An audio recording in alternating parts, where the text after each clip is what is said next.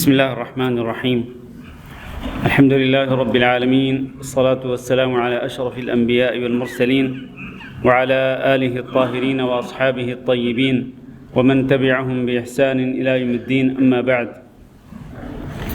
عزیز القدر محترم بھائیوں، دوستوں اور معززات ماؤں، بہنوں، بیٹیوں اور خواتین اسلام، آج تفسیر کے درس میں آپ سب کو خوش آمدید کہتا ہوں اور دعا کرتا ہوں کہ اللہ رب العزت ہم سب کا یہاں پر آ کر اللہ کے گھر میں بیٹھنا اور یہاں پر بیٹھ کر نماز پڑھنا اور اسی طرح قرآن مجید کی تفسیر اور دین سیکھنا اور سکھلانا، یہ جو عمل ہے، اللہ رب العزت اپنی بارگاہ میں اس عمل کو شرف قبولیت سے نوازے اور اللہ رب العزت ہمارے چھوٹے سے عمل کو ہماری مغفرت کا ذریعہ بنائے اور اللہ تعالیٰ اس کو ہمارے لیے ذریعہ نجات بنائے۔ اسی طرح ہم دعا کرتے ہیں خصوصاً اپنے مریضوں کے لیے، اور مریضوں میں سے اپنے پیارے بھائی جناب اعظم صاحب کے لیے، کہ جن کو آپ میں سے میرے خیال ہے کوئی ایسا بندہ نہیں ہوگا جن کو نہیں جانتا ہوگا۔ آپ سب جانتے ہوں گے اعظم بھائی، جو کہ ماشاءاللہ پچھلے کئی سالوں سے، جب سے ہم نے یہاں پر یہ کلاس سٹارٹ کی تھی، تب سے وہ الحمدللہ یہاں پر آنے والوں کی خدمت کرتے تھے، مہمان نوازی کرتے تھے۔ تو ابھی پچھلے دنوں ان کو ہارٹ اٹیک ہوا اور ابھی تک وہ مبارک الکبیر کے اندر وہ بے ہوش پڑے ہیں، تو بڑی کرٹیکل کنڈیشن ہے ان کی بقول ڈاکٹر حضرات، لیکن اللہ رب العزت کے لیے کوئی مشکل نہیں ہے۔ تو اللہ تعالیٰ سے ہم یہی دعا کرتے ہیں کہ اللہ رب العزت انہیں صحت و عافیت دے اور اللہ تعالیٰ انہیں مکمل شفا نصیب فرمائے۔ اللہ ہمیں بھی صحت و عافیت دے اور تمام مریضوں کو اللہ رب العزت مکمل صحت و عافیت سے نوازے۔ آج کا سبق شروع کرتے ہیں سورۃ البروج۔ سورۃ البروج سے آج ہم سبق شروع کریں گے، کیونکہ پچھلے درس میں ہم نے سورۃ الانشقاق کے آخر تک پڑھا تھا۔ اعوذ باللہ من الشیطان الرجیم، بسم اللہ الرحمن الرحیم، والسماء ذات البروج۔ آسمان کی قسم جو کہ برجوں والا ہے۔ تو آسمان کی اللہ تعالیٰ نے قسم کھائی، اور ہم پہلے یہ بات کئی بار بیان کر چکے ہیں کہ اللہ رب العزت اپنی مخلوقات میں سے جس کی بھی چاہے اللہ تعالیٰ قسم کھا سکتا ہے۔ اللہ تعالیٰ نے قرآن مجید کے اندر ہی مختلف چیزوں کی قسمیں کھائیں۔ اللہ نے سورج کی قسم کھائی، اللہ تعالیٰ نے چاند کی قسم کھائی، رات کی قسم کھائی، دن کی قسم کھائی، اللہ نے چاشت کی قسم کھائی، فجر کی قسم کھائی، زمانے کی قسم کھائی۔ مختلف چیزیں ہیں جن کی اللہ رب العزت نے قسم کھائی۔ تو اللہ اپنی مخلوقات میں سے جس کی بھی چاہے قسم کھا سکتا ہے، لیکن انسان کے لیے، میرے اور آپ کے لیے جائز نہیں کہ ہم اللہ رب العزت کے سوا کسی اور کی قسم کھائیں۔ ہم اللہ ہی کی قسم کھا سکتے ہیں، اللہ ہی کی قسم کھا سکتے ہیں، اس لیے کہ نبی صلی اللہ علیہ وسلم کا فرمان ہے کہ ان اللہ ینہاکم ان تحلفوا بآبائکم، کہ اللہ تعالیٰ تمہیں منع کرتا ہے کہ تم اپنے باپوں کی قسم کھاؤ۔ کئی لوگ اپنے باپ کی قسم کھاتے ہیں، کئی لوگ کسی کو کہتے ہیں تیرے سر کی قسم، یا کوئی بھی قسم اٹھاتے ہیں، اللہ کی مخلوقات میں سے کسی مخلوق کی قسم کھاتے ہیں، تو یہ حرام ہے، یہ حرام ہے اور یہ قطعاً جائز نہیں۔ غیر اللہ کی قسم کھانا یہ قطعاً جائز نہیں، اور اس کو شرک اصغر قرار دیا گیا ہے، شرک اصغر۔ لہذا شرک چاہے اکبر ہو چاہے شرک اصغر ہو، ہر قسم کے شرک سے اپنے دامن کو بچانا ضروری ہے۔ اللہ نے یہاں پر آسمان کی قسم کھائی، اس لیے کہ آسمان اللہ رب العزت کی بڑی مخلوقات میں سے ایک مخلوق ہے، اللہ نے اس کی قسم کھائی۔ اور آسمان وہ جس کی ایک صفت یہ بیان فرمائی کہ ذات البروج، آسمان برجوں والا ہے۔ تو برجوں سے مراد اصل میں ستاروں کی منزلیں ہیں، مختلف سیاروں کی منزلیں ہیں، جیسے کہ سورج کی ایک منزل ہے، چاند کی ایک منزل ہے، اسی طرح مریخ کی ایک منزل ہے۔ تو یہ مختلف منازل ہیں، اور یہ بھی کہا گیا ہے کہ اس سے مراد وہ اصل میں 7 سیارے جو ہیں، 7 سیارے، ان سیارے جو کہ فضا میں تیرتے ہیں، تو ان میں سے ہر ایک منزل ہے۔ تو ان منزلوں کی اللہ رب العزت نے قسم کھائی ہے، اور ان منزلوں والے آسمان کی اللہ رب العزت نے قسم کھائی۔ اسی طرح والیوم الموعود، اس دن کی بھی قسم جس کا وعدہ کیا گیا ہے، اور وہ کون سا دن ہے؟ قیامت کا دن، اس کی بھی اللہ رب العزت نے قسم کھائی۔ وشاہد ومشہود، اور تیسری قسم شاہد کی بھی قسم اور مشہود کی بھی قسم۔ شاہد کا معنی حاضر رہنے والا، اور مشہود کا معنی جس میں حاضر ہوا جائے۔ اور زیادہ تر مفسرین کے کہنے کے مطابق، ان کی تفسیر کے مطابق، شاہد سے مراد جمعہ کا دن ہے، اور مشہود سے مراد عرفہ کا دن ہے، یعنی 9 ذو الحج کا دن۔ تو گویا اللہ رب العزت نے سال بھر کے دنوں میں سے 2 دن، خاص طور پر 2 دنوں کے اللہ رب العزت نے قسم کھائی۔ کیوں قسم کھائی ان 2 دنوں کی؟ ان دونوں دنوں کی عظمت کی وجہ سے۔ یوم جمعہ جو ہے، جمعہ کا دن، یہ بہت ہی عظیم الشان دن ہے، جیسے کہ اللہ کے رسول صلی اللہ علیہ وسلم نے خواتین کی آواز نہیں ہے میں کیا کر سکتا ہوں؟ وہ آپ نے کہا کہ پہلے کہ کچھ کرنا ہے اس کے لیے بندوبست، اس کا کیا ہوا؟ نہیں، وہ کچھ عرصہ پہلے منسٹری سے، وزارت اوقاف کی طرف سے ایک میکینک آیا تھا، ایک فنی آیا تھا، اور اس نے آ کر کے نیچے، جو خاص طور پر لیڈیز کے لیے نیچے مسئلہ، اوپر مسئلہ نہیں ہے، تو نیچے جو مصلی نساء ہے وہاں پر وہ آ کے ٹھیک کر کے گیا تھا وہ۔ اور پچھلے جمعے ہم نے چیک کیا تھا، خواتین سے ہم نے پوچھا تو انہوں نے کہا کہ اب آواز بالکل صحیح ہے۔ اب آج کیوں صحیح نہیں مجھے نہیں پتہ، لیکن میں یہ کہہ سکتا ہوں کہ ہماری مائیں بہنیں جو نیچے مصلی نساء میں موجود ہیں اور ان تک آواز نہیں پہنچ رہی، تو وہ اوپر چلی جائیں۔ اوپر والا جو مصلی نساء ہے وہاں پر آواز بالکل صحیح جا رہی ہے، میرے علم کے مطابق ابھی بھی صحیح ہے۔ تو ابھی کنفرم کر رہے ہیں ہمارے بھائی کہ اوپر آواز صحیح ہے، تو نیچے جو مصلی نساء میں ہماری مائیں بہنیں ہیں ان سے ریکویسٹ کرتے ہیں، اپیل کرتے ہیں کہ وہ اوپر چلی جائیں تاکہ وہ ہمارا درس سن سکیں۔ اچھا جی، تو ہم بات کر رہے تھے کہ وہ شاہد و مشہود، شاہد سے مراد جمعہ کا دن ہے، اور اس کی اللہ رب العزت کے ہاں بڑی فضیلت ہے۔ اس دن کا اللہ رب العزت کے ہاں بہت بڑا مقام ہے، اور نبی کریم صلی اللہ علیہ وسلم نے اس کو سید الایام کہا ہے، دنوں کا سردار۔ تو ہفتہ بھر کے دنوں میں سب سے زیادہ فضیلت اسی دن کی ہے، اور سال بھر کے دنوں میں یوم عرفہ کی، جو کہ 9 ذو الحج ہے، اس کی بڑی فضیلت ہے۔ 9 ذو الحج کا اگر آپ روزہ رکھتے ہیں، غیر حاجی اگر روزہ رکھتا ہے تو اس کے 2 سال کے گناہ معاف ہو جاتے ہیں، اور اگر حاجی وہاں عرفات کے میدان میں موجود ہو تو وہاں تو اتنی بڑی فضیلت ہے کہ نبی کریم صلی اللہ علیہ وسلم نے فرمایا کہ اللہ رب العزت عرفات کے دن شام کے وقت اعلان کرتا ہے کہ اے اہل عرفات، میں نے تمہاری بھی مغفرت کر دی، اور تم نے جن کے لیے دعا کی میں نے ان کی بھی مغفرت کر دی۔ اور اس دن اللہ رب العزت جتنے لوگوں کو جہنم کی آگ سے آزادی کا پروانہ عطا کرتا ہے، پورے سال میں اللہ کبھی بھی اتنے لوگوں کو جہنم سے آزاد نہیں کرتا ہے۔ بہت بڑی فضیلت ہے یوم عرفہ کی، تو اس لیے اللہ رب العزت نے دونوں دنوں کی قسم کھائی، یوم جمعہ کی بھی اور یوم عرفہ کی بھی۔ یہ 3 یا 4 قسمیں کھانے کے بعد اللہ فرماتے ہیں قتل اصحاب الاخدود، مارے گئے خندقوں والے لوگ جو خندقیں کھودی گئی تھیں اور جن کے اندر اہل ایمان کو جلایا گیا تھا، جن کا ہم ابھی واقعہ بیان کریں گے انشاءاللہ۔ ان خندقوں والے لوگ جو ہیں وہ مارے گئے، وہ ہلاک ہو گئے، وہ برباد ہو گئے۔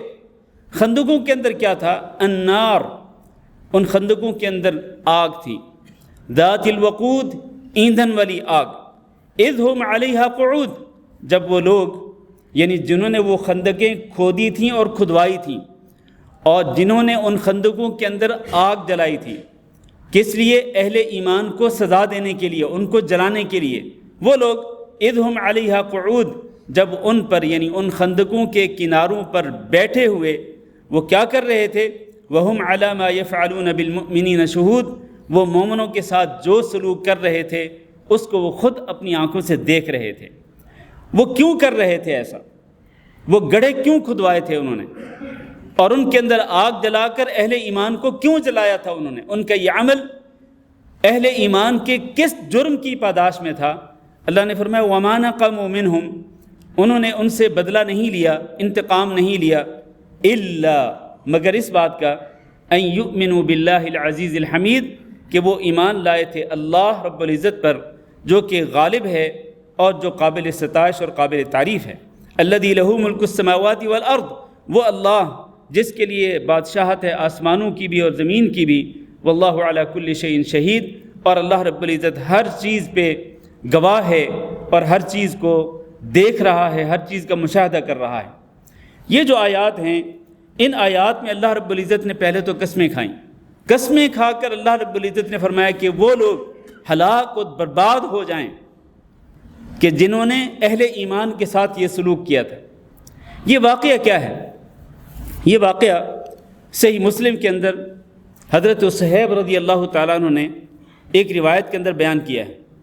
وہ حدیث لمبی ہے لیکن اس کو میں مختصر کرنے کی کوشش کروں گا کہ رسول اکرم صلی اللہ علیہ وسلم نے ارشاد فرمایا کہ تم سے پہلے ایک بادشاہ تھا، یعنی تم سے پہلی جو امتیں آئیں ان امتوں میں سے کسی امت کا ایک بادشاہ تھا، وَكَانَ لَهُ سَاحِرٌ، اور اس کا ایک جادوگر بھی تھا۔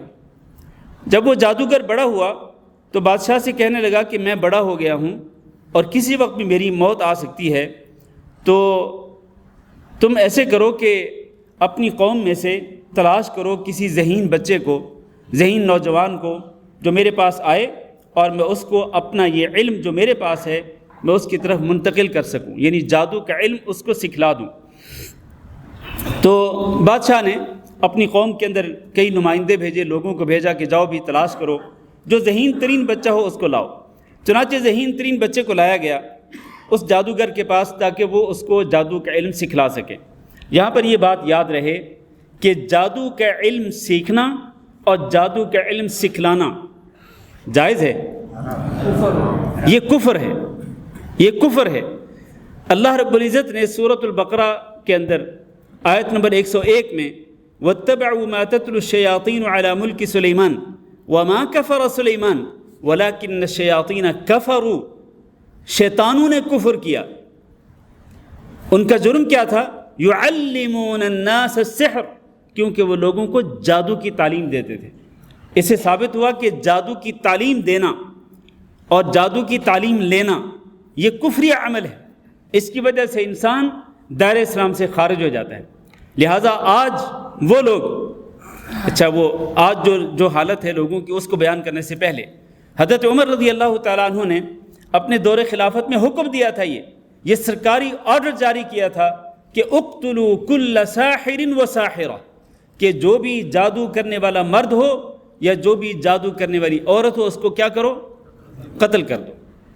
یہ سزا نافذ کی تھی عمر بن خطاب رضی اللہ تعالیٰ عنہ نے، اور صرف انہوں نے نہیں، اس سے بھی پہلے حضرت حفصہ رضی اللہ تعالیٰ عنہ جو کہ نبی صلی اللہ علیہ وسلم کی زوجہ مطہرہ تھیں اور عمر بن خطاب رضی اللہ تعالیٰ عنہ کی بیٹی تھیں، انہوں نے بھی ان کے دور یعنی نبی صلی اللہ علیہ وسلم کی وفات کے بعد انہوں نے دیکھا کہ ایک لڑکی جو ہے وہ جادو کرتی ہے، تو حفصہ رضی اللہ تعالیٰ عنہ نے حکم جاری کیا تھا کہ اس لڑکی کو قتل کر دیا جائے، چنانچہ اس کو قتل کر دیا گیا۔ یہ سزا ہے کس کی؟ جادوگر کی، لیکن یہ سزا عامت الناس میں سے کوئی بندہ نافذ نہیں کر سکتا، نہ یہ سزا نہ دیگر سزائیں، بلکہ یہ سزا دینے کا اختیار قاضی کے پاس ہوتا ہے۔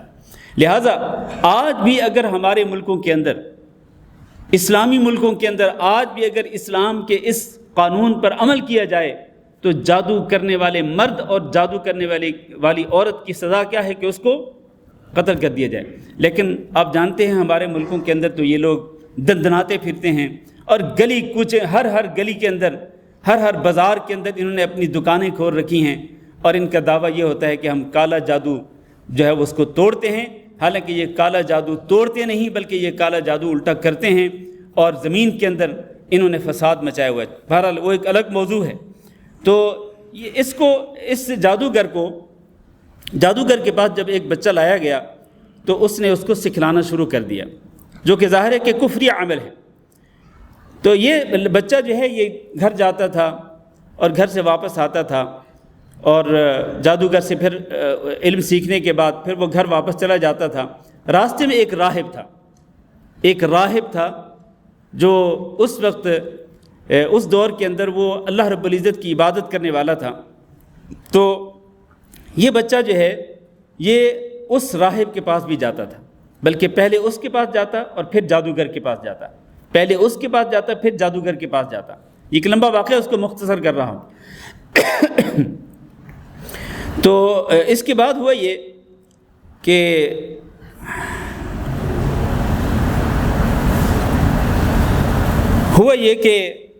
یہ بچہ جو ہے جب اس راہب کے پاس بیٹھنے لگا تو اس سے اس نے کافی کچھ سیکھ لیا۔ کیا سیکھا؟ دین کا علم سیکھا۔ اور ادھر جادوگر سے وہ جادو کا علم سیکھتا اور ادھر راہب کے پاس وہ دین کا علم سیکھتا۔ ایک دن ہوا یہ کہ یہ بچہ جا رہا تھا اپنے گھر سے جادوگر کے پاس جا رہا تھا، راستے میں پتہ چلا کہ کسی جگہ پہ کوئی بہت بڑا جانور ہے، کوئی شیر تھا یا بہت بڑا سانپ تھا، اس نے لوگوں کا راستہ روکا ہوا ہے اور لوگ اس کے ڈر کے مارے وہاں سے ان کا آنا جانا بند تھا۔ گزرگاہ تھی لیکن لوگوں کا آنا جانا جو ہے وہ دشوار ہو گیا تھا اس جانور کی وجہ سے۔ اس بچے نے کہا کہ آج موقع ہے کہ میں یہ جاننا چاہتا ہوں کہ کون سچا ہے، جادوگر سچا ہے یا یہ راہب سچا ہے۔ چنانچہ اس نے ایک پتھر اٹھا کے کہنے لگا، اے اللہ، اگر تو جو کچھ جادوگر مجھے، جو کچھ یہ راہب مجھے سکھلاتا ہے، اگر یہ بہتر ہے اس سے جو کچھ مجھے جادوگر سکھلاتا ہے تو اللہ اس جانور کو مار دے۔ اس نے یہ بات کہی اور بسم اللہ پڑھی اور اس نے وہ پتھر پھینکا تو وہ جانور مر گیا۔ یہ واقعہ مشہور ہو گیا کہ ایک بچے کے ذریعے، ایک نوجوان کے ذریعے ایک خطرناک موذی جانور جو ہے وہ مارا گیا ہے، جس کی وجہ سے لوگ پریشان تھے۔ اب یہ بات جو ہے یہ بادشاہ کے پاس بھی پہنچی اور اسی میں پھر ایک اور موڑ آتا ہے اسی واقعے کے اندر، وہ یہ ہے کہ جب اس بات کا اس کو پتہ چلا راہب کو، تو راہب نے کہا اس نوجوان کو کہ دیکھو تم علم و فضل کے اندر بہت کمال کو پہنچ چکے ہو اور اب تمہاری آزمائش شروع ہوگی۔ پھر اس بچے کی آزمائش شروع ہوتی ہے۔ آزمائش کس طرح سے شروع ہوئی؟ وہ اس طرح سے شروع ہوئی کہ اسی دوران میں ایک واقعہ یہ بھی پیش آیا کہ یہ جو بچہ تھا نا، یہ جب کسی نابینا انسان کی آنکھوں پہ ہاتھ پھیرتا بسم اللہ پڑھ کر، اور اس شرط کے ساتھ بسم اللہ پڑھ کے ہاتھ پھیرتا تھا کہ اے اندھے، اے نابینا انسان، اگر تیری آنکھیں ٹھیک ہو جائیں تو میں جس کا نام لے کر میں تیری آنکھوں پہ ہاتھ پھیروں گا تو اس پہ ایمان لے آئے گا۔ ایمان کی شرط پر وہ اندھے کی آنکھوں پہ ہاتھ پھیرتا بسم اللہ پڑھ کر تو اس کی بینائی لوٹ آتی۔ کوڑ کا مریض ہوتا اور ایمان کی شرط پر اس پہ وہ ہاتھ پھیرتا بسم اللہ پڑھ کر تو اس کی کوڑ کی مرض جو ہے وہ ختم ہو جاتی۔ اور اسی طرح سے بادشاہ کے دربار میں ایک نابینا تھا، بادشاہ کے دربار میں اس کے قریبی لوگوں میں سے ایک نابینا تھا، وہ بھی ٹھیک ہو گیا۔ اس کی آنکھوں پہ بھی اسی نوجوان نے ہاتھ پھیرا تھا ایمان کی شرط پر، تو وہ بھی ٹھیک ہو گیا، اس کی بینائی لوٹ آئی۔ تو بادشاہ نے اس سے پوچھا کہ تو نابینا تھا، تیری بینائی کیسے لوٹ آئی؟ تو اس نے کہا کہ میری بینائی جو ہے میرے رب نے لوٹائی ہے۔ کہنے لگا کہ میرے سوا بھی تیرا کوئی رب ہے؟ تو اس نے کہا کہ ہاں، میرا رب جو ہے وہ اللہ ہے اور اللہ نے میری یہ بینائی لوٹائی ہے، اور یہ جو بچہ نوجوان ہے اس نوجوان کے ذریعے اللہ رب العزت نے یہ بینائی لوٹائی ہے۔ تو اب بادشاہ نے یہ فیصلہ کر لیا کہ وہ اہل ایمان کو، جو لوگ اس کی وجہ سے مومن ہوئے تھے، اس نے کہا کہ میں ان سب کو سزا دوں گا اور اس نوجوان کو بھی سزا دوں گا۔ چنانچہ اس نے اپنے چند لوگوں کی ڈیوٹی لگائی کہ اس نوجوان کو پہاڑ کی چوٹی پہ لے کے جاؤ اور پہاڑ کی چوٹی پہ لے جا کے اس کو نیچے گرا دو تاکہ یہ ختم ہو جائے۔ چنانچہ وہ لوگ اس کو پہاڑ کی چوٹی پہ لے کے گئے۔ اس نوجوان نے اللہ تعالیٰ سے دعا کی کہ اللہ، اگر یہ لوگ باطل پر ہیں اور میں سچ پر ہوں تو اللہ تو میری مدد فرما۔ چنانچہ اس پہاڑ نے حرکت کی اور اس کے نتیجے میں یہ سارے لوگ پہاڑ کی چوٹی سے نیچے گر گئے اور یہ نوجوان بچ گیا۔ یہ واپس آیا اسی بادشاہ کے دربار میں۔ بادشاہ حیران۔ اس نے پھر دوسرے لوگوں کی ڈیوٹی لگائی کہ تم اس نوجوان کو لے کے جاؤ سمندر کے عین درمیان میں جا کر اس کو سمندر کے اندر گرا دینا۔ ہوا یہ کہ جب وہ سمندر کے اندر اس کو لے کے گئے تو اس نوجوان نے اللہ تعالیٰ سے دعا کی کہ اللہ اگر میں حق پر ہوں اور یہ جھوٹ اور باطل پر ہیں تو اللہ میری مدد فرما۔ اللہ تعالیٰ نے مدد فرمائی، کشتی کے اندر جتنے لوگ تھے وہ سارے ڈوب گئے، یہ نوجوان بچ گیا۔ اب یہ پھر واپس آتا ہے اسی بادشاہ کے دربار میں، اور بادشاہ کو آ کے کہتا ہے کہ اگر تم مجھے ختم کرنا چاہتے ہو تو اس کا طریقہ میں تمہیں خود بتلاتا ہوں۔ تم اس طرح کرو کہ سارے لوگوں کو بلاؤ اور ان لوگوں کے بیچ میں مجھے کھڑا کر کے تم ایک تیر اٹھاؤ اور تم یوں کہو بسم اللہ رب ھذا الغلام، اس نوجوان کے رب کے نام کے ساتھ یوں کہہ کر بسم اللہ ربی ھذا الغلام، یہ الفاظ کہہ کر تم وہ تیر مارنا، اس کے نتیجے میں میں مر جاؤں گا۔ چنانچہ اس بادشاہ نے یہی الفاظ کہہ کر کہ اس نوجوان کے رب کا نام لے کر اس نے یوں کہا اور پھر وہ تیر پھینکا، وہ تیر اس کو جا کے لگا اور وہ بچہ فوت ہو گیا، وہ نوجوان شہید ہو گیا۔ اب اس کے نتیجے میں ہوا کیا؟ ہوا یہ کہ وہاں پر جتنے بھی لوگ موجود تھے وہ سارے کے سارے اللہ رب العزت کے اوپر ایمان لے آئے۔ اب اس بادشاہ کی پریشانی میں اور زیادہ اضافہ ہو گیا کہ پہلے تو چند لوگ تھے نا، گنتی کے لوگ تھے جو ایمان لائے تھے، اب تو اس کی قوم کے بیشتر لوگ ایمان لے آئے۔ چنانچہ اس نے اپنی فوجوں کو حکم دیا کہ اس بستی کے ارد گرد گڑھے کھودے جائیں، خندقیں کھودی گئیں، اور پھر ان خندقوں کو آگ کے ساتھ بھرا گیا، اور پھر کہا گیا کہ جو شخص اپنے ایمان سے پیچھے نہیں ہٹتا، ایمان سے پیچھے نہیں ہٹتا یعنی مرتد نہیں ہوتا، اس کو اس خندق کے اندر گرا کر اس کو جلا دیا جائے۔ چنانچہ اس طرح اہل ایمان کو جلایا جانے لگا، اور جتنے لوگ ایمان لائے تھے ان میں سے کوئی بھی مرتد نہیں ہوا، وہ سارے کے سارے ایمان پہ ثابت قدم رہے، ایمان پہ ثابت قدم رہے۔ یہ اللہ تعالیٰ یہاں پر جو فرما رہے نا آیت نمبر 8 میں کہ ان لوگوں نے ان اہل ایمان سے کوئی بدلہ نہیں لیا، انتقام نہیں لیا، مگر صرف اس بات کا کہ وہ اللہ رب العزت پر اور اللہ کی توحید پر ایمان لائے تھے اور اللہ کی توحید پہ ثابت قدم رہے تھے، تو اس کی ان کو سزا دی جا رہی تھی کہ ان خندقوں کے اندر ان کو گرا کر ان کو جلایا جا رہا تھا۔ ان اہل ایمان کا جرم یہی تھا اس بادشاہ کے نزدیک کہ یہ مومن کیوں ہوئے ہیں، یہ مجھے چھوڑ کر یہ اللہ رب العزت کی ربوبیت اور اللہ کی الوہیت پہ کیوں ایمان لائے ہیں۔ اور جب ان لوگوں کو لایا جا رہا تھا انہی میں ایک عورت کو بھی لایا گیا جس کی گود میں ایک بچہ تھا۔ چنانچہ وہ عورت اپنے بچے کی وجہ سے، دودھ پیتے بچے کی وجہ سے پریشان ہوئی اور وہ تھوڑے ہچکچانے لگی، یعنی اس کو موقع دیا گیا نا، چانس دیا گیا کہ ہاں تم ایمان سے مرتد ہوتی ہو یا پھر آگ میں تمہیں پھینک دیں، تو تھوڑی سی متردد ہوئی، اپنے دودھ پیتے بچے کی وجہ سے، اپنی ممتا کی وجہ سے، جو مادری محبت تھی اس کی وجہ سے وہ تھوڑی سی ہچکچائی، لیکن وہ بچہ جو دودھ پیتا بچہ تھا اللہ نے اس کو قوت گویائی دی اور اس نے کہا اے اماں جان آپ چلی جائیں آگ کے اندر کیونکہ آپ حق پر ہیں۔ چنانچہ اس نے بھی آگ کے اندر جلنا برداشت کر لیا لیکن ایمان کو اس نے نہیں چھوڑا۔ تو یہ وہ واقعہ ہے جو میں نے آپ کے سامنے مختصر طور پر بیان کیا ہے۔ صحیح مسلم کے اندر حدیث نمبر ہے 3005، 3005 نمبر ہے اس حدیث کا صحیح مسلم کے اندر۔ آپ اگر اس کی ڈیٹیل پڑھنا چاہیں تو وہاں پر جا کے پڑھ سکتے ہیں۔ تو اس واقعے کی طرف اللہ تعالیٰ نے اشارہ فرمایا کہ اللہ نے قسمیں کھا کے فرمایا کہ وہ لوگ ہلاک اور برباد ہو جائیں، مارے جائیں وہ لوگ کہ جو خندقوں کے اندر اہل ایمان کو جلا رہے تھے اور وہ خود اپنی آنکھوں سے مشاہدہ کر رہے تھے کہ کس طرح وہ عذاب دے رہے ہیں۔ یہ سارا ذکر کرنے کے بعد اللہ نے فرمایا ان الذین فتنوا المؤمنین والمؤمنات، وہ لوگ جنہوں نے ایمان والے مردوں کو آزمائش میں ڈالا اور ایمان والی عورتوں کو آزمائش میں ڈالا۔ یہ وہ لوگ تھے جنہوں نے خندقیں کھودی تھی، گڑھے کھودے تھے اور ان کے اندر آگ جلا کر اہل ایمان کو جلایا تھا۔ تو فرمایا جنہوں نے اہل ایمان کو، چاہے وہ مرد تھے چاہے وہ عورتیں تھیں، جنہوں نے ان کو فتنے میں ڈالا، آزمائش میں ڈالا، ثم لم یتوبوا، پھر انہوں نے توبہ نہیں کی، فلہم عذاب جہنم، ایسے لوگوں کے لیے عذاب جہنم ہے، ولہم عذاب الحریق، اور ان کے لیے آگ کا عذاب ہے۔ اور اس میں اللہ تعالیٰ نے یہ سارا واقعہ ذکر کر کے اصل میں وارننگ دی اللہ رب العزت نے اہل مکہ کو۔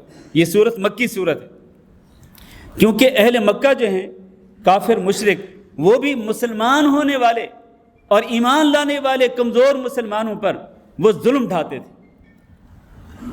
ظلم اور ستم کا نشانہ بناتے تھے ان کو، جیسے حضرت بلال رضی اللہ تعالیٰ عنہ، حضرت خبیب رضی اللہ تعالیٰ عنہ، حضرت عمار بن یاسر رضی اللہ تعالیٰ عنہ، اور ان کی والدہ سیدہ سمیہ رضی اللہ تعالیٰ عنہ، یہ کمزور مسلمان تھے، ان کو ظلم و ستم کا نشانہ بنایا۔ تو اللہ ان کو بھی وارننگ دے رہا ہے کہ جو لوگ بھی ایمان والے مردوں اور ایمان والی عورتوں کو آزمائشوں میں ڈال رہے ہیں، ان کو عذاب دے رہے ہیں، پھر وہ توبہ نہیں کر رہے، ان کے لیے وارننگ ہے کہ ان کو عذاب جہنم میں اور آگ کے عذاب میں ڈالا جائے گا۔ پھر ساتھ ہی اللہ نے فرمایا ان الذین آمنوا وعملوا الصالحات، بے شک وہ لوگ جو ایمان لائے اور اچھے عمل کرتے رہے، لہم جنات، ان کے لیے باغات ہیں، تجری من تحتها الانہار، جن کے نیچے نہریں جاری ہیں، ذالک الفوز الکبیر، ایمان والوں کو اور عمل صالح کرنے والوں کو جو جنتیں دی جائیں گی، جو باغات دیے جائیں گے، اور ان کے اندر جو جنتوں کے اندر جو ایسی نعمتیں ہوں گی کہ جن نعمتوں کا کسی نے تصور بھی نہیں کیا ہے، تو ان نعمتوں کو پانا، ان باغات کے اندر جانا، جنات کے اندر داخل ہونا، یہ حقیقت میں بہت بڑی کامیابی ہے۔ حقیقت میں جو کامیابی ہے اللہ کے نزدیک اور اللہ کے رسول صلی اللہ علیہ وسلم کے نزدیک، وہ جنت کو حاصل کرنا ہے۔ اللہ نے ایک سورۃ آل عمران کے آخر میں ارشاد فرمایا کہ کل نفس ذائقۃ الموت وانما توفون اجورکم یوم القیامہ فمن زحزح عن النار وادخل الجنہ فقد فاز، جس کو جہنم سے دور کر دیا جائے گا، جنت میں داخل کر دیا جائے گا، وہ شخص کامیاب ہوگا۔ یہ سب سے بڑی کامیابی ہے۔ دنیا کی زندگی ختم ہو جائے گی، چاہے کسی کی دنیا کی زندگی خوشحال طریقے سے پوری ہو یا کسی کی زندگی جو ہے وہ آزمائشوں کے اندر ختم ہو، لیکن زندگی نے آخر کار ختم ہونا ہے۔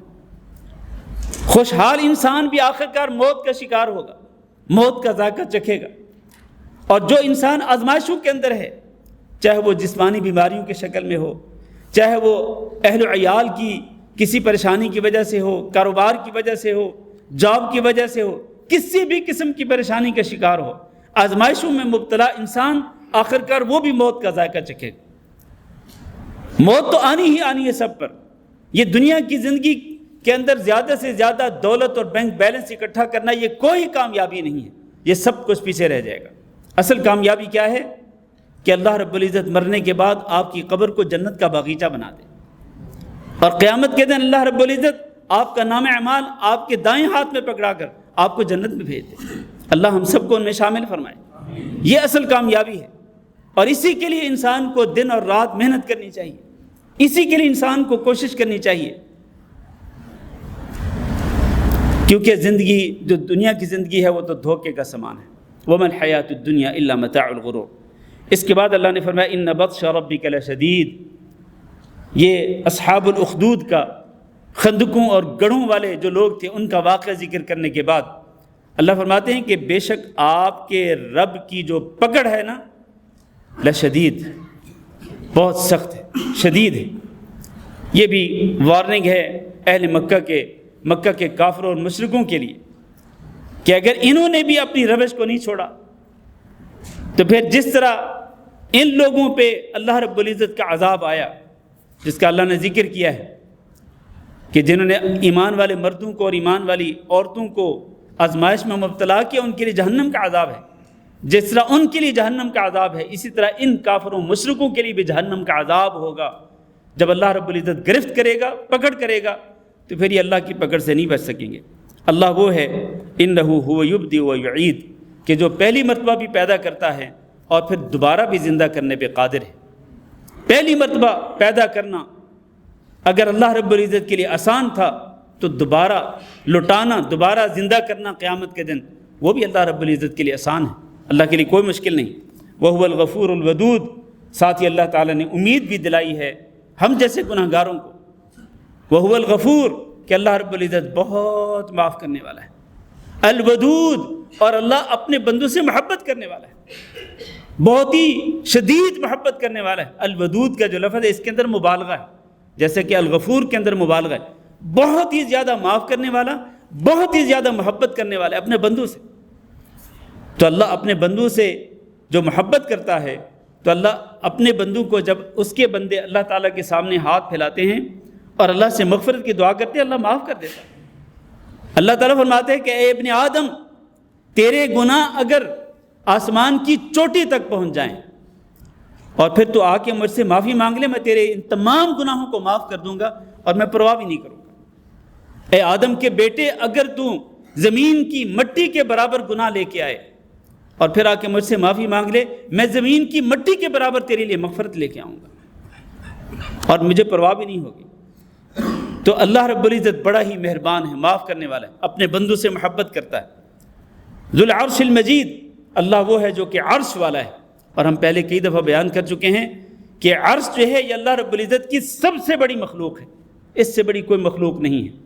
تو اللہ نے اپنی سب سے بڑی مخلوق کا ذکر کیا کہ اللہ وہ ہے جو کہ عرش والا ہے، اور عرش کے نیچے جتنی مخلوقات ہیں وہ اللہ رب العزت کی ہیں، جیسے کہ یہاں یہ آیت نمبر 9 میں ذکر ہو چکا کہ اللہ تعالیٰ وہ ہے جو آسمانوں کا بھی بادشاہ ہے اور زمین کا بھی بادشاہ ہے۔ تو اللہ عرش والا ہے، اور جب اللہ تعالیٰ عرش والا ہے تو پھر اس عرش والے کا خوف بھی انسان کے دل میں ہونا چاہیے، عرش والے کا ڈر بھی انسان کے دل میں ہونا چاہیے کہ جو اتنی بڑی مخلوق کا رب ہے اس رب سے ڈرنا چاہیے انسان کو۔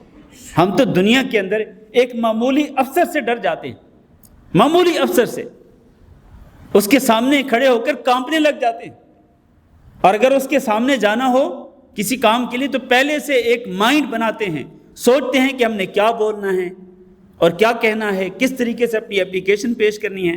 اور یہ تو دنیا کے ایک معمولی افسر، اور یہ کون ہیں؟ اللہ ذو العرش، جو کہ عرش والا ہے، سب سے بڑی مخلوق اس کا مالک ہے۔ تو اس کا خوف ہمارے دلوں میں کیوں نہیں پیدا ہوتا؟ ہم اس اللہ ذو العرش سے کیوں نہیں ڈرتے ہیں؟ ذو العرش المجید، اللہ عرش والا ہے، المجید اور بڑی بزرگی والا ہے، بڑی شان اور عظمت والا ہے، فعال لما یرید، اور وہ کر گزرتا ہے لما یرید، وہ جو چاہتا ہے۔ اللہ تعالیٰ جب کوئی بھی چیز چاہتا ہے تو اس کے فیصلے کے نافذ ہونے میں کسی کی طاقت رکاوٹ نہیں بن سکتی، دنیا کی کوئی طاقت اللہ رب العزت کو روک نہیں سکتی، ٹوک نہیں سکتی۔ لما یرید، وہ جو چاہتا ہے وہ کر گزرتا ہے۔ اس میں بھی وارننگ ہے مکہ کے کافروں اور اللہ رب العزت کے تمام نافرمانوں کو کہ اللہ سے ڈریں، اس لیے کہ اللہ تعالیٰ جب چاہے گا، جو چاہے گا وہ کر گزرے گا۔ اللہ پکڑ کرنا چاہے گا تو اللہ کو کوئی روک نہیں سکے گا، اللہ گرفت کرنا چاہے گا تو اللہ کو کوئی روک نہیں سکے گا۔ وہاں سورۃ ہود میں اللہ تعالیٰ نے مختلف قوموں کے حالات ذکر کیے۔ سب سے پہلے قوم نوح، پھر قوم عاد، پھر قوم سمود، پھر قوم لوط، پھر قوم شعیب، قوم مدین، اور پھر قوم موسیٰ۔ یہ مختلف انبیاء اور ان کی قوموں کے واقعات اور ان کو جس طرح اللہ تعالیٰ نے ہلاک اور برباد کیا، یہ سارے واقعات اللہ تعالیٰ نے ذکر کیے، اور آخر میں اللہ نے فرمایا کہ یہ ہوتی ہے اللہ رب العزت کی پکڑ۔ وَكَذَلِكَ أَخْذُ رَبِّكَ إِذَا أَخَذَ الْقُرَى وَهِيَ ظَالِمَةٌ إِنَّ أَخْذَهُ أَلِيمٌ شَدِيدٌ۔ اللہ اکبر، یہ ہوتی ہے اللہ رب العزت کی پکڑ، جب اللہ رب العزت بستیوں میں بسنے والے لوگوں کو پکڑنا چاہتا ہے تو پھر وہ اس طرح پکڑتا ہے جس طرح اللہ نے ان قوموں کو پکڑا، ان قوموں کو ہلاک اور برباد کیا۔ ان اخذہ علیم شدید، اللہ کی پکڑ بہت ہی دردناک ہوتی ہے، یعنی درد دینے والی ہوتی ہے، اور بہت ہی شدید اور سخت ہوتی ہے کہ کوئی مجرم پھر اللہ کی پکڑ سے بچ نہیں سکتا ہے۔ یہ ہے معنی فعال لما یرید، اللہ جس طرح چاہے، جو چاہے کر گزرتا ہے۔ اور پھر اللہ نے بطور مثال فرمایا حل اتاک حدیث الجنود، کیا آپ کے پاس لشکروں کی بات آئی، یعنی ان کا واقعہ آپ کے پاس آیا؟ فرعون و ثمود، ان لشکروں میں سے ایک فرعون کا لشکر، و ثمود اور قوم ثمود کا لشکر۔ یہ بطور مثال اللہ تعالیٰ نے دو قوموں کا ذکر کیا۔ تو اللہ تعالیٰ نے جیسے ان کو پکڑا، اللہ نے وارننگ دی کہ اگر تم لوگ اے اہل مکہ، اگر تم نے اپنی روش کو نہیں چھوڑا تو اللہ تمہیں بھی پکڑ سکتا ہے۔ بل الذین کفروا فی تکذیب، بلکہ حقیقت یہ ہے اس اللہ رب العزت سے اور اس کی پکڑ سے ڈرنے کی بجائے یہ جو جن لوگوں نے کفر کیا، یہ حقیقت میں جھٹلانے میں پڑے ہوئے ہیں۔ یہ تو جھٹلانے پہ ہی لگے ہوئے ہیں، اللہ کے کلام کو جھٹلاتے ہیں، اللہ کے نبی کو جھٹلاتے ہیں، اور اللہ رب العزت کے دین کو جھٹلاتے ہیں۔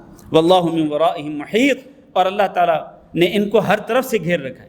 یہ نہ سمجھیں کہ یہ بچ جائیں گے اللہ کے عذاب سے، اللہ کی گرفت سے، نہیں، اللہ نے ان کو چاروں طرف سے گھیر رکھا ہے، اور جب اللہ تعالیٰ چاہے گا تو پھر اللہ تعالیٰ ان کو اپنے عذاب میں مبتلا کرے گا۔ بل ہوا قرآن مجید، ہونا یہ چاہیے تھا کہ یہ اس قرآن مجید پہ ایمان لاتے اور اس قرآن مجید کو نہ جھٹلاتے اور یہ نہ کہتے کہ یہ قرآن تو کسی انسان کا گھڑا ہوا کلام ہے۔ کبھی کہتے تھے کہ یہ کسی جادوگر کا کلام ہے، کبھی کہتے تھے کہ یہ کسی شاعر کا کلام ہے۔ اللہ نے فرمایا نہیں، ایسا نہیں ہے، ایسا نہیں ہے۔ بل ہوا قرآن مجید، بلکہ یہ قرآن تو مجید ہے، یعنی بزرگی والا ہے، شان والا ہے، عظمت والا ہے۔ اور کہاں ہے یہ؟ فی لوح محفوظ، لوح محفوظ کے اندر یہ پورے کا پورا قرآن مجید لکھا ہوا موجود ہے۔ تو یہ بہت ہی عظیم الشان کتاب ہے، بہت ہی فضیلت والی کتاب ہے۔ لہذا لوگوں کا یہ کہنا کہ یہ اللہ کا کلام نہیں، یہ انسانوں کا کلام ہے، اللہ نے اس کو غلط قرار دیا اور اس قرآن مجید کی اللہ تعالیٰ نے عظمت بیان فرمائی۔ اس سورۃ البروج کا جو ابھی ہم نے سورۃ البروج کی جو تفسیر ہم نے پڑھی ہے، اس سے جو ہمیں سبق ملتا ہے وہ یہی ہے کہ انسان کو اللہ رب العزت کی پکڑ سے اور اس کی گرفت سے ہمیشہ ڈرتے رہنا چاہیے۔ یہ نہیں کہ انسان گناہ پہ گناہ کرتا چلا جائے، جرم پہ جرم کرتا چلا جائے اور اس کے دل میں اللہ کا خوف ذرا بھی پیدا نہ ہو اور وہ جرأت کے ساتھ، جسارت کے ساتھ وہ جرم پہ جرم کرتا چلا جائے، تو پھر اس کے نتیجے میں کیا ہوگا؟ اس کے نتیجے میں اللہ تعالیٰ ڈھیل تو دے گا، مہلت دے گا، لیکن جب اللہ تعالیٰ پکڑ کرنا چاہے گا تو پھر اس کی پکڑ سے مجرم پیشہ لوگ نہیں بچ سکیں گے۔ بسم اللہ الرحمن الرحیم، والسماء والطارق۔ اس سورت کے شروع میں بھی اللہ تعالیٰ نے آسمان کی قسم کھائی، والسماء، آسمان کی قسم، والطارق، اور رات کے اندھیرے میں نمودار ہونے والے کی بھی قسم، وما ادراک ما الطارق، اور آپ کو کیا معلوم کہ وہ رات کے اندھیرے میں نمودار ہونے والا کیا ہے؟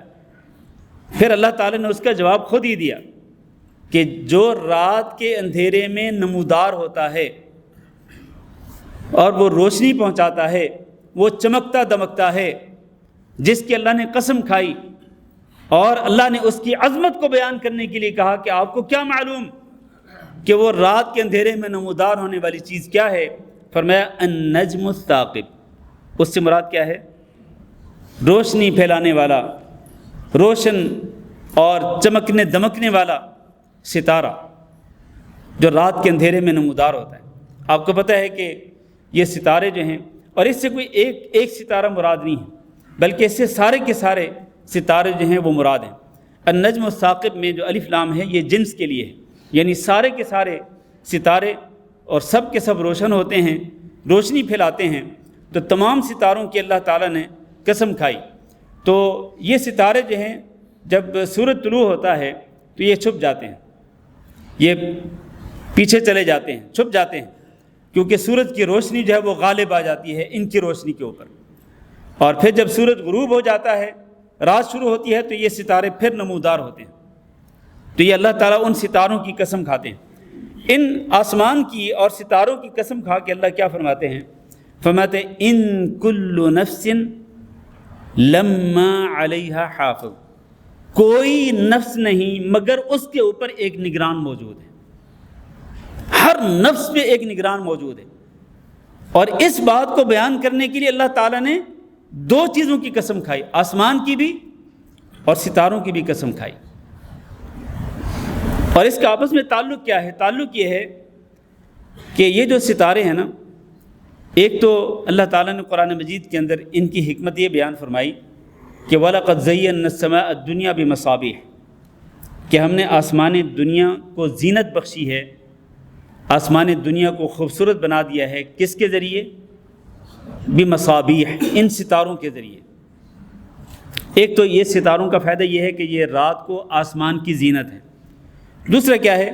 وَجَعَلْنَاهَا رُجُومًا لِلشَّيَاطِينِ، اور ہم نے ان ستاروں کو ذریعہ بنایا ہے شیطانوں کو رجم کرنے کا، شیطانوں کو بھگانے کا، کیونکہ شیطان اوپر جاتے تھے، اوپر جانے کی کوشش کرتے تھے کہ کسی طرح سے وہ اوپر سے کوئی بات چرا کے لے آئیں اور نیچے آ کے وہ جادوگروں کو، کاہنوں اور نجومیوں کو پہنچائیں۔ لیکن اللہ رب العزت نے نبی صلی اللہ علیہ وسلم کی بعثت کے بعد ستاروں کی یہ ڈیوٹی لگا دی کہ جب بھی کوئی شیطان اوپر آنے کی کوشش کرے تو وہ ستارے کیا کریں؟ وہ ستارے اس کے اوپر گرے، شیطان کے اوپر گریں اور اس کو بھگا دیں۔ وَجَعَلْنَاهَا رُجُومًا لِلشَّيَاطِينِ۔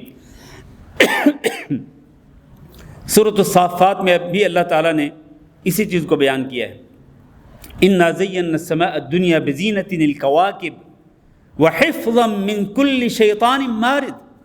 کواکب جو ہیں، یہ جو ستارے ہیں، اللہ فرماتے ہیں ہم نے ان ستاروں کے ذریعے آسمان کو مزین کیا۔ دوسرا وَحِفْظًا مِّن كُلِّ شَيْطَانٍ مَارِدٍ، ان آسمانوں کو سرکش قسم کے شیطانوں سے بچانے کے لیے، آسمانوں کی حفاظت کرنے کے لیے اللہ رب العزت نے ان ستاروں کو بنایا اور ان کی ڈیوٹی لگائی۔ گویا کہ اس سے ثابت یہ ہوا کہ ستاروں کے ایک فائدہ کیا ہے کہ یہ شیطانوں کو بھگاتے ہیں اور آسمانوں کی حفاظت کرتے ہیں۔ یہ ستارے کس سے حفاظت کرتے ہیں؟ شیطانوں کی وہاں پر رسائی سے یہ حفاظت کرتے ہیں۔ تو حفاظت کرنا ایک بنیادی ذمہ داری ہے ان ستاروں کی۔ اللہ تعالیٰ نے ان ستاروں کو ذکر کر کے یہ ارشاد فرمایا کہ اگر اللہ رب العزت آسمانوں کی حفاظت کر سکتا ہے ان ستاروں کے ذریعے، تو اللہ رب العزت تمہاری بھی حفاظت کر رہا ہے۔ اللہ تعالیٰ تمہاری بھی حفاظت کر رہا ہے۔ کس طرح؟ جس طرح سورۃ الرعد میں اللہ نے فرمایا لَهُ مُعَقِّبَاتٌ مِّن بَيْنِ يَدَيْهِ وَمِن خَلْفِهِ يَحْفَظُونَهُ مِنْ أَمْرِ اللَّهِ، کہ اللہ رب العزت نے فرشتے مقرر کر رکھے ہیں جو انسانوں کی حفاظت کرتے ہیں۔ وہ انسان جو اللہ رب العزت کو ماننے والے ہیں، اہل ایمان کی حفاظت کرتے ہیں، سامنے سے بھی اور ان کے پیچھے سے بھی۔ یحفظونہ، ایسے لوگوں کی حفاظت کرتے ہیں۔ تو یہ اگر اللہ رب العزت ان ستاروں کے ذریعے آسمانوں کی حفاظت کر سکتا ہے تو اللہ تعالیٰ فرشتوں کے ذریعے انسانوں کی بھی حفاظت کر سکتا ہے۔ ایک تو یہ معنی ہے اس کا۔ یہ بات سمجھ آئی آپ کو کہ نہیں آئی؟ اور دوسری بات یہ ہے میرے عزیز بھائیوں کہ اللہ تعالیٰ نے آسمان اور ستاروں کی قسم کھا کے فرمایا کہ ہر انسان پہ ایک حفاظت کرنے والا، نگرانی کرنے والا موجود ہے۔ اس سے مراد وہ فرشتے بھی ہیں کہ جو انسان کی نگرانی کر رہے ہیں اور اس کے سارے اعمال کو نوٹ کر رہے ہیں، اچھے اعمال کو بھی اور برے اعمال کو بھی۔ لہذا ہمیں اللہ تعالیٰ سے ڈرنا چاہیے اور ہمیں اپنے اعمال کی فکر کرنی چاہیے کہ ہم کیا کر رہے ہیں، کہ جو کچھ بھی کر رہے ہیں وہ سب کچھ نوٹ کیا جا رہا ہے۔ وہ فرشتوں کی نگرانی ہو رہی ہے، فرشتے سب کچھ نوٹ کر رہے ہیں۔ انا کننا نستنسخ ما کنتم تعملون، تم جو بھی عمل کرتے تھے ہم لکھا کرتے تھے۔ فرشتوں کی یہی ڈیوٹی ہے۔ تو اس سے مراد وہ فرشتے بھی ہیں۔ گویا کہ ان فرشتوں سے مراد ایک تو حفاظت کرنے والے فرشتے بھی ہیں اور ان فرشتوں سے مراد نگرانی کرنے والے فرشتے بھی ہیں جو کہ انسان کے اعمال کی نگرانی کرتے ہیں اور ان کو نوٹ کرتے ہیں۔ اگر اس کے باوجود بھی کوئی بندہ اگر ایمان نہیں لاتا تو اللہ تعالیٰ فرماتے ہیں کہ فَلْيَنْظُرِ الْإِنسَانُ مِمَّا خُلِقَ، انسان پھر غور کرے کہ اس کو کس چیز سے پیدا کیا گیا ہے۔ ورنہ ایمان لانے کے لیے یہ بات بھی کافی تھی کہ ہر انسان پر ایک نگران موجود ہے۔ یہی بات سوچ کر انسان کے اوپر یہ بات لازم تھی کہ وہ ایمان لے آتا۔ لیکن اگر اس کے باوجود بھی بات سمجھ نہیں آئی تو پھر انسان غور ہی کر لے اپنے اندر کہ مما خلق، کہ اس کو کہاں کیسے پیدا کیا گیا۔ پھر اللہ نے اس کی ڈیٹیل بیان کر دی۔ فرمایا خلقا، انسان کو پیدا کیا گیا ہے مما دافق، ٹپکنے والے پانی سے۔ اس سے مراد جو منی نکلتی ہے، جو نطفہ نکلتا ہے تو وہ ٹپک کے نکلتا ہے، تو اس ٹپکنے والے پانی سے انسان کو پیدا کیا۔ یخرجو، جو نکلتا ہے من بین الصلب والترائب، انسان کی پیٹھ اور اس کی پسلیوں کے درمیان سے نکلتا ہے۔ انسان کی منی کا جو مرکز ہے، جو گڑھ ہے، وہ انسان کی پیٹھ اور اس کی پسلیاں ہیں، ان کے اندر سے یہ منی جو ہے وہ نکلتی ہے اور اس کی بیوی کے رحم تک پہنچتی ہے۔ پھر اس کے بعد جو ہے وہ اللہ رب العزت مرد اور عورت کی منی کو ملا کر اللہ تعالیٰ اس کے ذریعے انسان کو پیدا کرتا ہے۔ اللہ فرماتے ہیں انسان کم از کم اپنی پیدائش کے اوپر ہی غور کر لے کہ اللہ تعالیٰ نے انسان کو کیسے پیدا کیا۔ اللہ تعالیٰ نے ایک حقیر سے نطفے سے انسان کو پیدا کر دیا۔ پورا انسان، کمپلیٹ انسان، دیکھنے والا، سننے والا، بولنے والا، جس کے ہاتھ بھی ہیں، جس کے پیر بھی ہیں، پورا جسم اللہ تعالیٰ اس حقیر سے نطفے سے بناتا ہے۔ انسان اگر صرف اسی بات پہ غور کر لے تو بے ساختہ وہ اللہ رب العزت کی توحید پہ ایمان لے آئے گا، اللہ کی ربوبیت اور اس کی الہیت الوہیت پہ ایمان لائے گا۔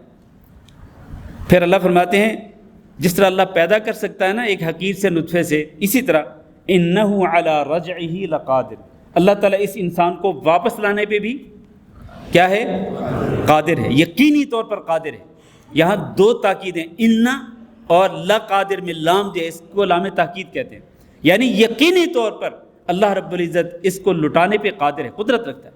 اگر پیدا کرنے پہ قادر ہے، ایک حقیر سے نطفے سے پورا جسم اللہ نے پیدا کر دیا، تو وہی اللہ رب العزت جو ہے اس کو دوبارہ قیامت کے دن اس کو واپس لانے پہ بھی قادر ہے۔ قیامت کے دن کیا ہوگا؟ یوم تبلی السرائر، اس دن پوشیدہ باتوں کو ظاہر کیا جائے گا۔ جو تم اعمال کرتے تھے نا دنیا کے اندر، چھپ چھپ کے کرتے تھے، تمہارے نظریے میں یہ تھا کہ کوئی نہیں دیکھ رہا، وہ جو جن چیزوں کو تم چھپا چھپا کے کرتے تھے، لوگوں کی نظروں سے بچ بچا کر تم کرتے تھے، جو گناہ کرتے تھے، وہ سارے کے سارے کیا ہوں گے؟ تبلی السرائر، وہ ظاہر کیے جائیں گے، ان کو ظاہر کیا جائے گا۔ اس لیے کبھی بھی انسان کو اپنے اعمال کے بارے میں بے فکر نہیں ہونا چاہیے، بلکہ فکر کرنی چاہیے کہ میں جو چھپ چھپا کے کام کرتا ہوں، جو میں گناہ کرتا ہوں، جو نافرمانیاں کرتا ہوں، قیامت کے دن یہ سب کچھ ظاہر ہو جائے گا۔ پھر انسان کے پاس سوائے پچھتاوے اور سوائے ندامت کے کچھ بھی نہیں ہوگا۔ اس دن جب یہ پوشیدہ اعمال ظاہر کیے جائیں گے تو اس دن کیا ہوگا؟ فَمَا لَهُ مِن قُوَّةٍ وَلَا نَاصِرٍ، اللہ رب العزت کے عذاب سے بچنے کے لیے نہ تو اس کے پاس خود کی کوئی قوت ہوگی اور نہ ہی اس کا کوئی مدد کرنے والا اس کی مدد کرے گا، نہ تو خود اپنی قوت سے اللہ تعالیٰ کے عذاب سے بچ سکے گا اور نہ ہی کوئی مددگار آ کے اس کو اللہ کے عذاب سے بچائے گا۔ یہ کب ہوگا؟ جب قیامت کے دن اس کے پوشیدہ اعمال کو، جو یہ لوگوں سے چھپ چھپا کے کرتا تھا اور سمجھتا تھا کہ کوئی نہیں دیکھ رہا، وہ سارے ظاہر کیے جائیں گے، اور پھر یہ اللہ رب العزت کی گرفت سے نہیں بچ سکے گا۔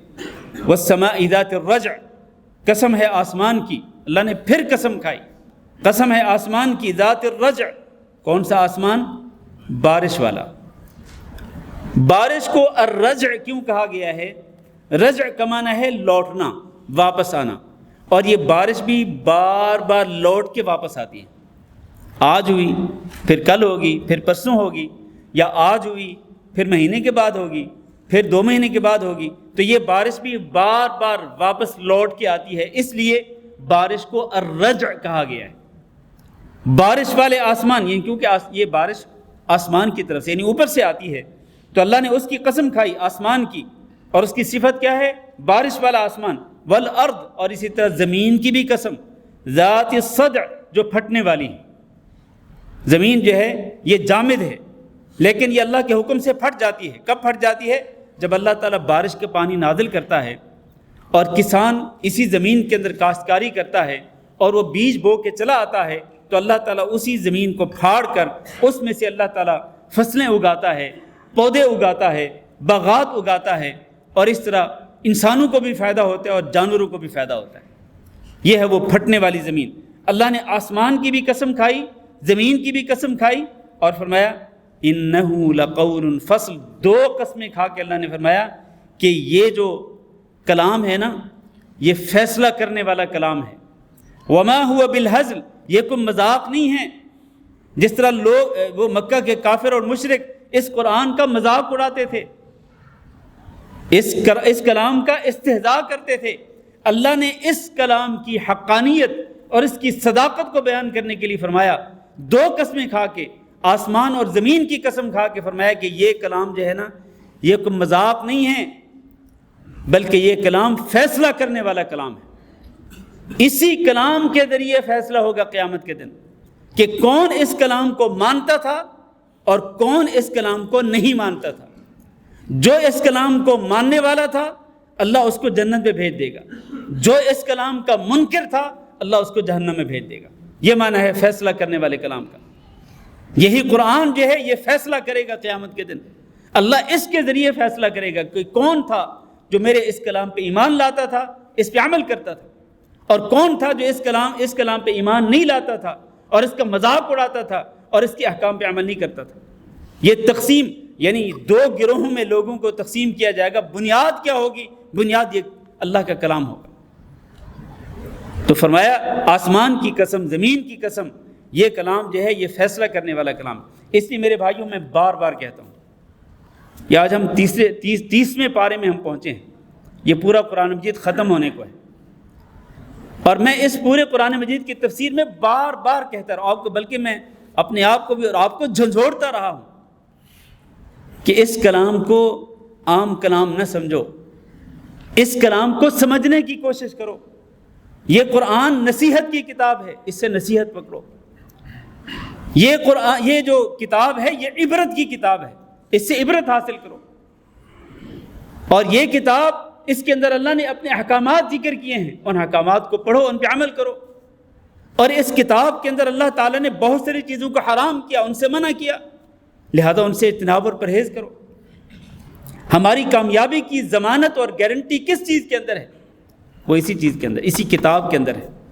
ہم اس کتاب کو اپنی زندگی کا اوڑھنا بچھونا بنائیں، اس کو سمجھیں. مسلمانوں، اس کتاب کو سمجھو. اس کو صرف پڑھنا کافی نہیں ہے. آج تو مسلمان پڑھتے بھی نہیں، بہت کم مسلمان پڑھتے ہیں. پڑھو بھی اور سمجھو بھی اس کتاب کو. سمجھنا بھی ضروری ہے اس کتاب کو، اور سمجھ کر اس کتاب پہ عمل کرنا اور اسے نصیحت حاصل کرنا ضروری ہے. تو اللہ تعالیٰ نے یہ ساری چیز ذکر کرنے کے بعد فرمایا انہم یکیدون کیدا واکید کیدا. یہ لوگ، یعنی اشارہ ہے مکہ کے کافروں کی طرف اور مشرکین کی طرف، کہ یہ لوگ خفیہ سازشیں کرتے ہیں، یعنی اسلام کے خلاف، مسلمانوں کے خلاف سازشیں کرتے ہیں.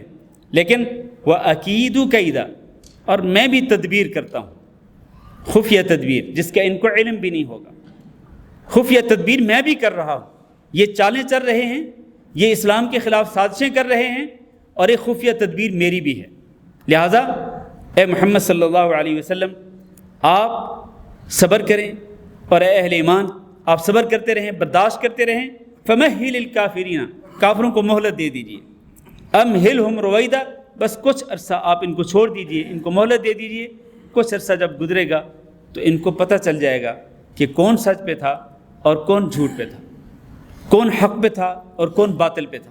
یہ سب کچھ واضح ہو جائے گا. ابھی بس آپ برداشت کرتے رہیں. یہ مکی صورت ہے، مکہ کے اندر برداشت کرنے کا حکم تھا، صبر کرنے کا حکم تھا. جب مدینہ منورہ میں پہنچے مسلمان ہجرت کر کے، نبی صلی اللہ علیہ وسلم بھی ہجرت کر کے مدینہ منورہ میں تشریف لائے، تو پھر جہاد کا حکم نازل ہوا، اور پھر اس جہاد نے فرق کر دیا کہ کون سچ پر ہے اور کون جھوٹ پر ہے. اللہ رب العزت نے اہل ایمان کی فرشتوں کے ذریعے مدد کر کے ثابت کر دیا کہ یہ اہل ایمان چاہے گنتی کے اندر تھوڑے ہیں، طاقت کے اندر کمزور ہیں، لیکن اللہ رب العزت کی نصرت کے ساتھ یہ طاقتور دشمنوں کے اوپر بھی غالب آنے والے ہیں. تو میرے بھائیوں، اس صورت سے ہمیں جو سبق ملتا ہے وہ یہ ہے کہ انسان کو کبھی بھی دھوکے میں نہیں رہنا چاہیے. انسان کو سبق حاصل کرنا چاہیے، خصوصاً آسمان اور زمین کو دیکھ کر اور اپنی پیدائش کے اوپر غور کر کے کہ کس طرح اللہ تعالیٰ نے انسان کو پیدا کیا، اور پھر کس طرح انسان کو اللہ تعالیٰ دوبارہ زندہ کرے گا. تو اس لیے مجھے اور آپ کو چاہیے کہ ہم اس سے نصیحت حاصل کریں اور اس سے سبق حاصل کریں. اللہ تعالیٰ سے دعا کرتے ہیں کہ اللہ رب العزت ہم سب کو اپنی اس کتاب کو سمجھنے کی توفیق دے، اور اپنی اس کتاب پر اللہ تعالیٰ ہم سب کو عمل کرنے کی توفیق دے. اللہ تعالیٰ اس کتاب کا نور ہمیں نصیب فرمائے، دنیا کی زندگی میں بھی، قبر کے اندر بھی، قیامت کے دن بھی. اللہ تعالیٰ اس کتاب کی شفاعت ہمارے حق میں قبول فرما کر ہمیں نبی صلی اللہ علیہ وسلم اور آپ کے صحابہ کرام اور آپ کے تابعین اور تبع تابعین، ان پاک باز نیک لوگوں کے ساتھ ان کی رفاقت پہ اللہ تعالیٰ ہم سب کو جنت الفردوس کے اندر داخل فرمائے. ہمیں بھی، ہمارے والدین کو بھی، ہمارے بیوی بچوں کو بھی اور ہمارے بہن بھائیوں کو بھی اللہ تعالیٰ اپنی پکڑ سے اور اپنی گرفت سے ہم سب کو محفوظ رکھے. اللہ ہم سب کو ایمان پر اور توحید پر اچھا خاتمہ نصیب فرمائے اور برے خاتمے سے ہم سب کو محفوظ رکھے.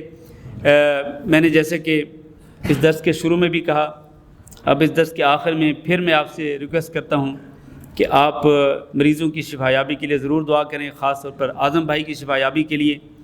اگرچہ وہ بے ہوش ہیں، لیکن ابھی مغرب کی نماز سے پہلے مجھے ان کے بیٹے کا میسج آیا. وہ کہہ رہے تھے کہ آج کوئی تھوڑی سی حرکت کی ہے ان کے والد نے، تھوڑی سی حرکت کی ہے انہوں نے، جیسے وہ کہہ رہے تھے کہ جیسے ایسے لگ رہا تھا جیسے اٹھنے کی کوشش کر رہے ہیں تو اللہ تعالیٰ ہر چیز پہ قادر ہے۔ اللہ تعالیٰ تو موت کے منہ میں جو شخص جا چکا ہوتا ہے اللہ تعالیٰ اس کو بھی موت سے بچا لیتے ہیں، اللہ تعالیٰ اس کو بھی زندگی عطا کر دیتے۔ تو اللہ تعالیٰ سے دعا ہے کہ اللہ اس بھائی کو شفا کاملہ نصیب فرمائے، اسی طرح اللہ ہمیں بھی صحت و عافیت سے نوازے اور تمام مریضوں کو اللہ تعالیٰ مکمل صحت یاب فرمائے، اور اللہ رب العزت اپنی رضا نصیب فرمائے۔ جب ہمارا خاتمہ ہو تو فرشتے یہ خوشخبری لے کے آئیں، یا ایتھا النفس المطمئنہ ارجعی الی ربک راضیۃ مرضیہ فادخلی فی عبادی وادخلی جنتی، وصلی اللہ وسلم علی نبینا محمد وعلی آلہ واصحابہ اجمعین۔